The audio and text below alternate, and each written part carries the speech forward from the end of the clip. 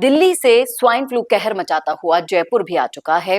किरोड़ी लाल मीणा जी भी इससे संक्रमित हो चुके हैं। लेकिन क्या हमारे स्वास्थ्य मंत्री को जरा सी भी फिक्र है? ये सवाल पूछा जा रहा है हनुमान बेनीवाल की तरफ से। नमस्कार, संवाद पर आपका स्वागत है। मैं हूं चेतना शर्मा आपके साथ। जिस तरह से सोशल मीडिया से कुछ मुद्दे मैं आपके लिए लेकर आती हूं, आज यही सवाल मुझे बेनीवाल की वॉल पर देखने को मिला, जो लगातार कह रहे हैं, आप देखिएगा स्क्रीन पर आपके, कि स्वास्थ्य मंत्री की जो कार्यशैली है उस पर ये बहुत बड़ा गैर जिम्मेदाराना धब्बा लगाता है। क्योंकि गुजरात में चांदीपुरा से वायरस में कई बच्चों की मौत हो रही है, दिल्ली में स्वाइन फ्लू तेजी से बढ़ रहा है और राजस्थान में भी ये मामला सामने आ चुका है। और इसके बावजूद स्वास्थ्य विभाग क्या कर रहा है, किसी को कुछ नहीं पता है। हनुमान बेनीवाल कह रहे हैं कि स्वास्थ्य मंत्री ने अधिकारियों की बैठक तो बुलाई, लेकिन वायरस में न जानकारी ली है, 1 महीने बाद रिपोर्ट मांगी है। क्या हम 1 महीने तक इस जानलेवा बीमारी का इंतजार करेंगे कि फैल जाए बढ़िया से सब में और फिर इसका उपाय ढूंढे? मौसमी बीमारियों की समीक्षा पहले से ही करनी चाहिए, क्योंकि बरसात का मौसम है, हर कोई इसकी चपेट में आता है। ऑलरेडी इतने सारी बीमारियां मौसम बदलने से बच्चों से लेकर बड़ों तक में देखी जा रही हैं। अब मंत्री ने 1 महीने बाद इन सब की, जब वायरस आ गया राजस्थान में, तब रिपोर्ट मांगी है। अब आप सोचिए कि एक तो वो होता है जिम्मेदार व्यक्ति जो खतरे की आहट पहले से ही जानकर उसका उपाय खोज ले।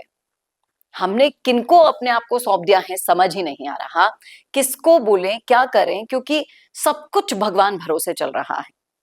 बिल्कुल सही बोल रहे हैं बेनीवाल यहाँ पर कि जिस तरह से सरकार को तत्काल मौसमी बीमारियों की स्थिति का जायजा लेकर उसकी समीक्षा करके पूरे पर्याप्त डॉक्टर से लेकर नर्सिंग स्टाफ तक जांच सुविधाएं, दवाइयां, सब कुछ ले लेना चाहिए, क्योंकि ये ऐसी बीमारियां हैं जो संपर्क में आने से बढ़ती हैं।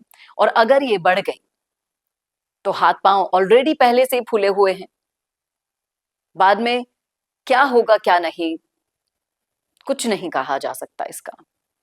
लेकिन इन बीमारियों की चपेट में आकर कोई अपने परिवारजन को खो दे तो आप सोचिए कितना दुखद होता है ये। लोग कह रहे हैं कि बीमारियों से निपटने के लिए मैनेजमेंट चाहिए होता है, जिसमें फेल हो गई है पूरी की पूरी सरकार और चिकित्सा विभाग। सरकारी बीमारियों पर नजर रखकर अगर ये सही समय पर निर्णय नहीं लिया जाता है तो बहुत बड़ी मुश्किल में फंस जाएगी सरकार।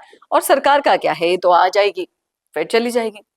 सबसे ज्यादा भुगतना आपको, हमको, हमारे बच्चों को, हमारे समाज में रहने वाले उन लोगों को है जो इसकी चपेट में आने के बाद इतना सा भी डिजर्व नहीं कर पा रहे हैं कि उनको अच्छी चिकित्सा सुविधा तो मिल जाए। त्राहिमाम मचा हुआ है सोशल मीडिया पे इस चीज को लेकर, जो कि फैक्ट है। आज शिक्षा व्यवस्था खराब, स्वास्थ्य व्यवस्था खराब, कानून व्यवस्था खराब। आखिर हो क्या रहा है, चल क्या रहा है? और जनता से किसी को अगर कोई फर्क नहीं पड़ता तो ये सारी चीजें आपको याद रखनी होंगी। ये सारे सवाल उस समय आपके दिमाग में होने चाहिए जब आप वोट देने बटन दबाने जाते हैं। क्या लगता है आपको? बताइएगा जरूर राय कमेंट बॉक्स में। ऐसे वीडियोस के लिए देखते रहिए संवाद भारत का, भारत के लिए। नमस्कार। गुर्जरों ने हमारे इतिहास की सबसे बड़ी लड़ाइयां लड़ी। नागभट्ट और सम्राट मिहिर भोज ने कैसे अपनी वीरता का लोहा मनवाया, कैसे वीर गुर्जरों ने अरबों और मुगलों को खदेड़ा। जय प्रतिहार, जय भारत भूमि।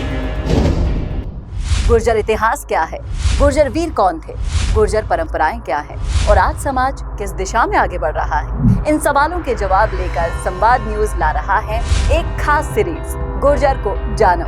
50 खास पॉडकास्ट जवाहर सिंह बेढम, विजय बैसला, हाकिम Bainsla, social workers, teachers, IAS, IPS और कई प्रेरणादायक गुर्जर चेहरे और भी बहुत कुछ। इसमें बात होगी गुर्जर इतिहास की, गुर्जर वीरों की कहानियों की, गुर्जर गोत्र और रीति रिवाजों की, गुर्जर समाज में आ रहे बदलावों की, शिक्षा की, नौकरी और राजनीति में बढ़ती हुई भागीदारी की। तो समाज को बेहतर तरीके से जानना चाहते हैं पीढ़ियों तक समाज की गौरव गाथाएं पहुंचाना चाहते हैं।